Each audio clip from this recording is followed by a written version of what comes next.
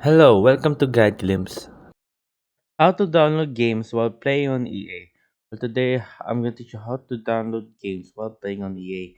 Have you ever encountered while you're playing Apex and then you're downloading a game on EA, then the game that you've downloaded just stops?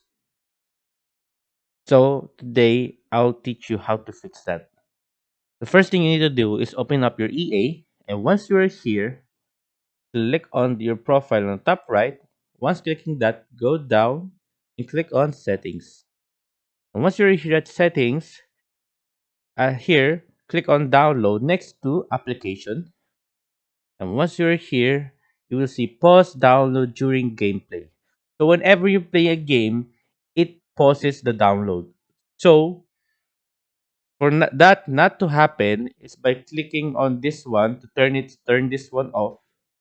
And once you turn this one off, whenever you download a game in EA and play a game on EA at the same time, it will not stop the downloading.